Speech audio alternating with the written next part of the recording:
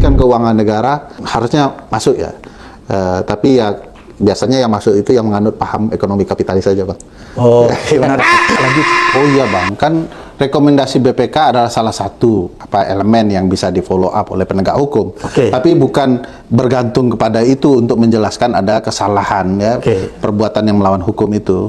Penyidik dari aparat penegak hukum kita di 3 institusi itu bisa melakukan upaya lanjutan, baik itu polisi, kejaksaan maupun KPK.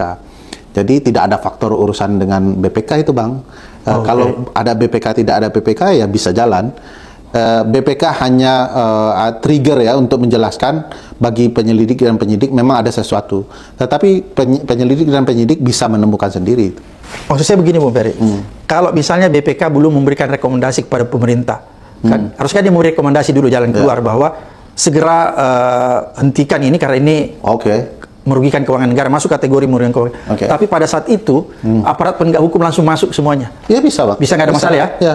Bahkan tanpa BPK pun kalau pemerintah aparat penegak hukum bisa jalan.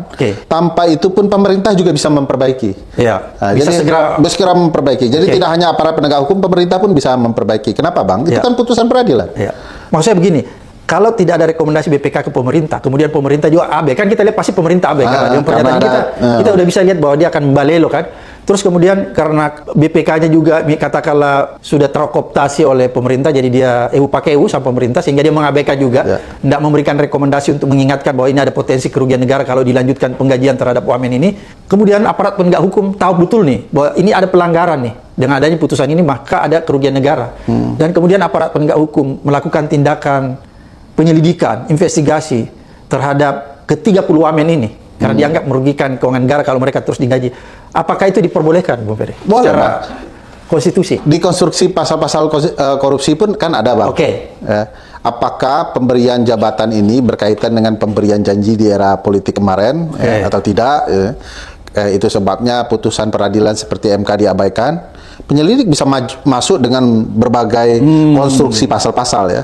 Nah, tanpa perlu ada laporan BPK, karena laporan BPK kan bukan berarti ada atau tidak adanya tindak pidana, Bang. Dia cuma sindikasi bahwa ini patut dicurigai bahwa ini pengabaian. Jadi telah terjadi keuangan negaranya di pengadilan sebenarnya, Bang. Tetapi patut diduganya ada di BPK, ada di aparat penegak hukum. Jadi ya bisa saja tanpa BPK mereka jalan.